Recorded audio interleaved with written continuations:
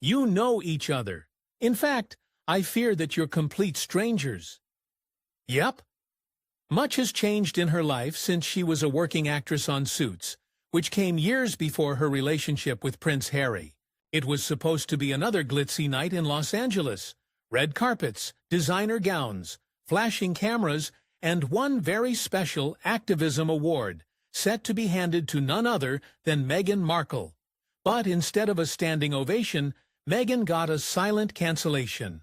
No speech, no spotlight, no seat at the table, just a quietly deleted name from the guest list, and a very loud message from LA's elite. We're done pretending. Thank you so much, Meghan. Truly privileged to be here. Let's rewind. Meghan Markle, actress turned duchess, turned lifestyle brand turned, well, whatever she's turning into now, was scheduled to be honored at the prestigious L.A. Museum Gala, an event known for celebrating genuine impact in activism, media, and culture. The kind of night where icons like Michelle Obama, Jane Fonda, and Malala have once stood not just because of fame, but because of substance. This weekend she was going to attend a ball called the Night of Wonder at the Natural History Museum. Meghan, however, didn't make it that far. She was cut from the lineup just days before the gala. Why? Simple. She couldn't sell tickets. That's not gossip. That's not speculation. That's a full-on industry embarrassment, and one that's making headlines for all the right reasons. Because here's the brutal truth. Meghan's star power isn't what it used to be. You'd think a former royal with a Netflix doc, a Spotify deal, well, former deal, and a media machine behind her could at least fill a few banquet tables in her own backyard. But when ticket sales flatlined and sponsors started pulling out, the museum made a call. A very public one, even if they tried to keep it quiet. Pull the plug. And here's the first one. This is Meghan. According to multiple insider sources, the LA Museum had hoped Meghan's appearance would boost ticket sales, drive press coverage, and attract a high-profile crowd. They banked on her royal glow, but what they got instead was dead silence. Tables remained unsold. Buzz was non-existent. Even local donors raised eyebrows. One even asked bluntly, "Are we honoring her activism or producing a Netflix sequel?" It wasn't just the lack of ticket sales. Oh no, it got worse. Apparently, Meghan's team had been negotiating this appearance for months. We're talking full-blown PR push, red carpet demands, custom lighting cues, a highlight reel of her post-royal journey, and control over the evening's script. One planner reportedly said, "It stopped being a gala and started looking like the Meghan show." Look, every celebrity brings a little diva energy. That's expected. But this wasn't just diva. This was delusional, especially when you're not even the draw anymore. The organizers realized that giving Meghan the mic meant hijacking the night, and with zero ticket momentum to justify it, pulling her was the only option. And boy, did they pull her hard. To go to this $1,500 at her head, now let's just talk about this award that she would have really reveled in collecting and then making her oh-so-modest acceptance. Not only was she uninvited, but her name was scrubbed from the event's official page. No press release, no due-to-scheduling conflict spin, just poof, gone, like she was never there. Meanwhile, the other honorees, still listed, still attending, still selling tickets. Naturally, Meghan's camp tried to do damage control. They whispered to friendly outlets that she had graciously stepped back due to creative differences and calendar clashes. But journalists weren't buying it. Not when her name vanished overnight without so much as a thank you. As one media insider told Page 6, if this was a conflict, they'd have rescheduled. This wasn't a bow out. This was a backdoor exit. And the public? Oh, the public had a field day. Social media lit up with hashtags like Trash on Duchesstown and Chaos Ticketless in La.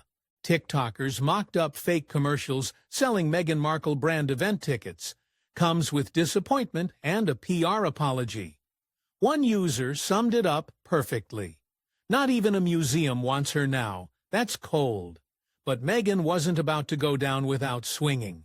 Sources say she went into full crisis mode, scrambling to distract from the snub.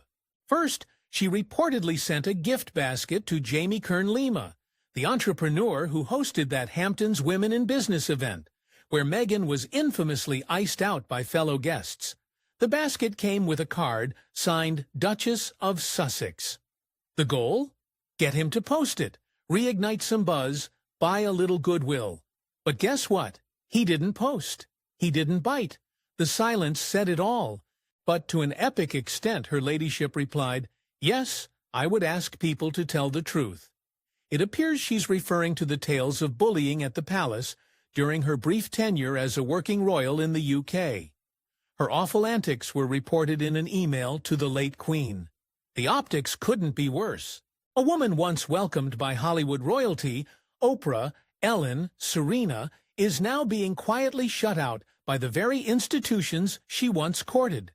No public support, no A-list defense, just whispers, eye rolls, and polite declines. And while her team may chalk it up to bad luck or media bias, industry insiders say the problem runs deeper. One awards show executive told Variety, "She's overexposed, overmanaged, and frankly, underwhelming. The Meghan brand is all talk and no traction." Remember, this is the same woman who ghosted Spotify after one season of Archetypes. The same woman whose Netflix doc was panned for being tone-deaf and self-indulgent. The same woman who can't seem to launch a single product, platform, or podcast without it fizzling into oblivion. At some point, the narrative runs dry. The board, and again, it would have stolen a lot of headlines. It would have made great headlines for Meghan. And in a town like LA, you're only as relevant as your last success. And Meghan? She's running on fumes. Meanwhile, the LA Museum didn't just cut her. They replaced her with a 22-year-old grassroots activist working on education and women's health in underserved communities. No titles, no Netflix deal, no PR machine, just real work, real impact, and a real standing ovation. That's the contrast. That's the moment. Meghan's brand is built on the illusion of influence, but in a room full of substance, the illusion fades fast. Backstage sources even say museum donors had warned about this in advance. They didn't want the gala politicized. They didn't want headlines hijacked. One reportedly told organizers, "We don't fund spectacle, we fund substance." And Meghan, it turns out, brought way too much of the former and none of the latter. By the end of it all, one planner was blunt. "We didn't just drop Meghan, we dodged a storm." And just like that, she was out. No speech, no tribute, no moment, just a royal-sized hole in the program, and a younger, hungrier activist filling it with truth, sincerity, and none of the drama. Now, you tell me, what stings more? The snub itself, or the fact that no one really missed her? For Meghan, this wasn't just a cancelled gala appearance. It was a referendum on everything she spent the last 5 years trying to build. The brand, the image, the narrative, all of it took a hit. And this time, there was no palace to hide behind, no sympathetic interviewer, no glossy photo shoot to spin the story, just silence, rejection, and the kind of public distancing that no crisis manager wants to admit is happening. And the timing couldn't have been worse, because this wasn't an isolated humiliation. This was strike 3 in a year already filled with quiet snubs and vanishing invitations. First, Spotify walked. Then Netflix started quietly shelving her content. Now, the very city she banked her post-royal future on, Los Angeles, her own hometown, just showed her the exit. And not with fanfare, with indifference.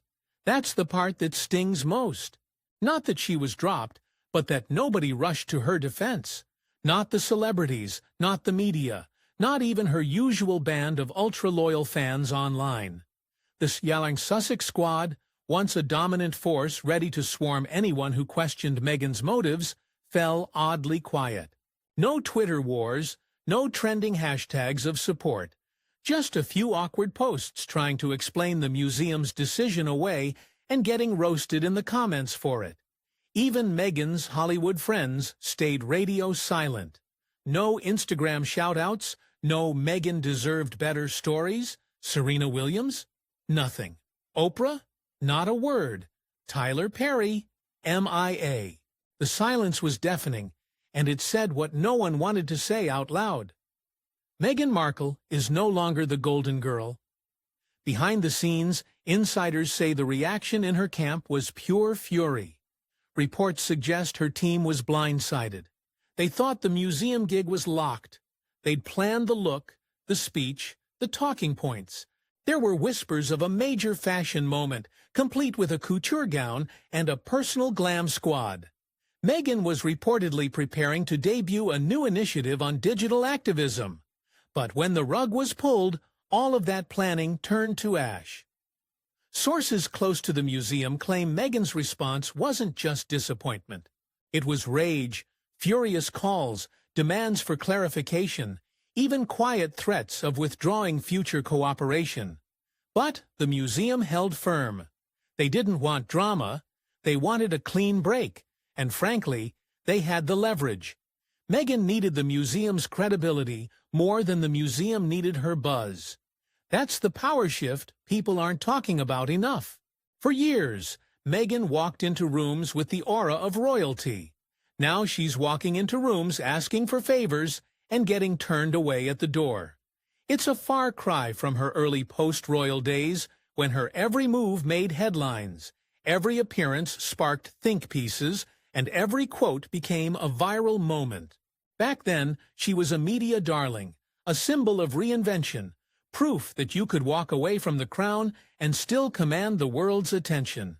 But now, the headlines are more skeptical, the pieces more biting, the attention more reluctant. And that's not just about Meghan's public image. It's about her mismanagement of opportunity. Let's be honest. Meghan had the kind of once-in-a-lifetime setup most people can only dream of. The Oprah interview was a global reset button. The Netflix deal gave her a platform. The Spotify contract gave her a voice. The Archwell Foundation gave her a mission. And what did she do with all of it? Start projects, abandon them, launch ideas, let them wither, make big promises, deliver very little. Even the Archetypes podcast, billed as a powerful feminist platform, ended up being ghost-written, overproduced, and ultimately underwhelming. Listeners dropped off, critics called it shallow, and insiders revealed Meghan barely showed up to the recording sessions. It's a pattern, one that's hard to ignore. Meghan talks the talk, but when it's time to walk it, when it's time to lead, to build, to put in the messy, unglamorous work, she's nowhere to be found. That's why this museum snub landed so hard, because it wasn't just about tickets, it was about trust, faith, belief. And Meghan's lost all three. Even former allies are starting to distance themselves. One Hollywood publicist, speaking anonymously, told a trade magazine, "Working with Meghan used to be exciting. Now it's a risk. She brings more controversy than coverage, and frankly, that's not worth the headache." Another industry source put it even more bluntly. Meghan thought she was the story. She forgot that the story needs to be bigger than you, and this museum event, it wasn't about Meghan. It was about women doing real work on the ground. Doctors, educators, grassroots organizers, people who aren't trending on Twitter, but are changing lives in actual communities. That's the real tragedy here. Because Meghan had every resource to be one of those people. Every connection, every dollar, every platform. But instead of building something lasting, she kept building buzz. And buzz fades. It's already fading. In the weeks following the LA Museum debacle, media interest in Meghan has shifted noticeably. Her team's attempts to pivot the narrative, to float new projects, tease new interviews, hint at new product lines, have mostly flopped. Outlets aren't biting like they used to. Editors aren't greenlighting every puff piece. The royal card isn't hitting the same way. Why? Because it's been played too many times. People aren't impressed by Duchess titles and palace gossip anymore. They want results. They want leadership. They want authenticity. Meghan, for all her polish and poise, is struggling to deliver that. And let's not ignore the emotional toll. Sources say Meghan has been deeply affected by the museum fallout. She reportedly felt blindsided and betrayed. She believed she was being honored for her work, not measured by her ticket sales. And in her mind, the museum's decision wasn't just a professional blow, it was personal. But here's the thing, it's not personal, it's business. And in this business, you're only as good as your last successful project. Meghan's last success? Well, we're all still waiting. Meanwhile, that 22-year-old activist who replaced her, she didn't come with a title. She didn't arrive in a motorcade. She didn't have a glam team. But she gave a speech that brought people to tears. She spoke about real struggles, real solutions, and real work. And the room, filled with the same donors, sponsors, and power players who rejected Meghan, rose to their feet. That's the difference. That's the wake-up call. In a town obsessed with image, sincerity still wins. You can fake everything else, style, stories, social media followings, but you can't fake impact. And Meghan, she spent years curating a persona, carefully crafted, meticulously edited. But this latest snub revealed the cracks. The illusion shattered. Because at some point, people stop caring about the story you tell and start caring about the work you do. And when they looked at Meghan, they didn't see work. They saw promotion, performance, and an exhausting parade of PR. Now the industry is shifting. Executives are quietly saying no. Sponsors are quietly backing out. And once loyal fans, they're asking hard questions. What does Meghan actually do? Who is she without the drama, without the palace, without the press? The answers so far haven't been comforting. The most ironic part? Meghan Markle always wanted to be taken seriously. Not just as a celebrity or a royal figure, but as a thought leader, a change-maker, someone who could walk into a room and command respect. Not because of a crown, but because of her convictions. But the problem was never the vision. It was the execution. Over and over, she's proven that when the cameras are off and the scripts are put away, there's not much follow-through. No infrastructure, no longevity. Just a highlight reel of good intentions and headline-grabbing moments that fizzle just as quickly as they rise. And while the LA Museum Gala might seem like just another Hollywood event, for Meghan, it was more than that. It was her last big opportunity to reassert herself as a credible public figure in the world of advocacy and leadership. She wasn't just going to show up. She was going to shine. Remind the world that she still mattered, that her voice still held weight, but the world didn't wait for her. The event moved on, and that spotlight she once dominated, it found someone else. A 22-year-old activist. No glam team, no royal connection, just purpose, presence, power. The contrast was jarring. It wasn't just that Meghan was removed. It was who replaced her that sealed the message. And now, people are talking, not about the award she didn't receive, but about what it represents. A turning point, a shift in perception. Meghan's name no longer commands the same automatic respect. Instead, it raises eyebrows, prompts skepticism, sometimes even laughter. A former museum board advisor reportedly told a local journalist, Meghan thought she was walking into a coronation. What she walked into was a cold reminder that clout doesn't equal credibility. And that's what's reverberating through Hollywood, through the philanthropic world, even through some royal circles. The Meghan Markle brand is no longer a guaranteed win. It's a wild card, a risk, one that fewer and fewer people are willing to bet on. Insiders claim Meghan is now pivoting. Again, she's reportedly shopping a new lifestyle brand, tentatively titled American Riviera Orchard. The goal? A goop-style wellness and lifestyle empire. Think candles, cookbooks, herbal teas. All the visual branding is being carefully curated.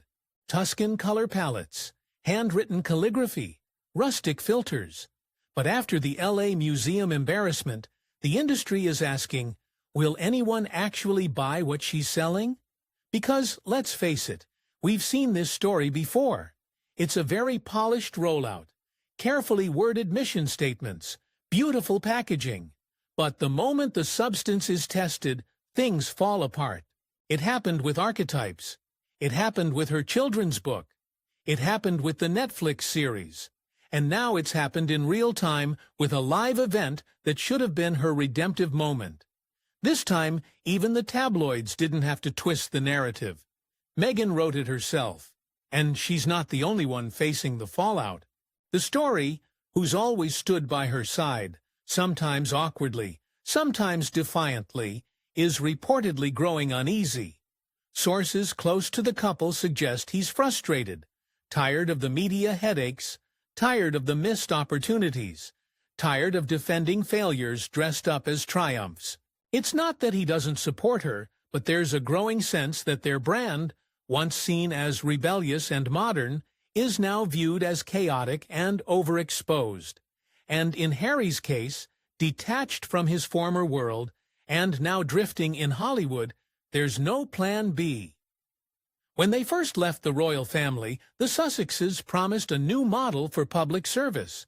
But instead, they created a media brand. And as we've now seen, media brands live and die by the court of public opinion. And Meghan's court is thinning. Even her most curated press contacts are stepping back. British Vogue, The Cut, Elle, all publications that once gushed over Meghan's activism and style have been noticeably quiet. Not one puff piece following the LA Gala exit. Not even a Fashion Miss article to soften the blow. Just silence. Which begs the question, what now? Because a comeback isn't impossible. But it's not going to happen through soft-focused PR videos and faux feminist buzzwords. It's going to take something Meghan has consistently avoided. Humility. Real humility. Not the camera-ready kind that comes with a speech about stepping into her power, but the kind that admits mistakes. The kind that listens, learns, builds slowly and privately, instead of constantly performing publicly. That's the only path forward. The public doesn't hate Meghan Markle. They're just tired. Tired of the narrative gymnastics. Tired of the press releases that don't match reality. Tired of being told she's a victim of the system while she plays that system better than anyone else. And let's not pretend this is some unjust takedown. Meghan is a brilliant strategist. She knows how to shape a story. She knows how to market a brand. She's nobody's fool. But somewhere along the way, the story became bigger than the mission. And the brand swallowed the purpose. That's why the museum snub matters. Because it wasn't just a one-night embarrassment. It was a symptom of a much bigger problem. One that even Meghan's most loyal allies can't deny anymore. And if she doesn't face that soon, this won't be the last award that slips through her fingers. Already we're seeing signs that Meghan is fading from the spotlight. Not with drama, but with indifference. She's being quietly edged out, replaced by new voices, younger voices, with less polish but more impact. And that's the cruel truth about fame. It moves on quickly. The moment you stop delivering, it finds someone who will. So where does that leave Meghan? Still famous, still wealthy, still a duchess by name, but increasingly alone in the spotlight she once owned. Her silence after the museum debacle says it all. No statement, no redirection, no spin, just a quiet fade into the background, which, ironically, might be the smartest thing she's done in a while, because if Meghan Markle wants to rebuild what she's lost, it won't be through another gala, or another brand, or another documentary. It'll be through real work, quiet work, unseen work, the kind that earns attention, not demands it. Until then, every event she's removed from, every sponsor that walks away, every donor that says, "Thanks, but no thanks," is just another chapter in a cautionary tale about what happens when fame is mistaken for influence and style is mistaken for substance. The LA Museum didn't just cancel Meghan's appearance. They drew a line in the sand. And for once, the industry seems to be standing on the other side. As for Meghan, she's still standing, but it's getting awfully quiet around her. And in a city built on noise, silence speaks volumes. So what does this all mean for Meghan Markle? Is this just another bump in the road? Or the moment Hollywood finally closes the door? One thing's clear. The title of Duchess might still shine in headlines, but behind the scenes, that shine is starting to wear thin. Because when even a museum gala says, "No thanks," it's not just about ticket sales. It's about trust, relevance, and reputation. Let us know what you think in the comments. Is Meghan being unfairly targeted? Or is this the fallout of too much spin? Not enough substance? Don't forget to like, subscribe, and hit the bell icon so you don't miss the next deep dive into the stories behind the headlines. Because in Hollywood, the spotlight never stays still for long. See you in the next one.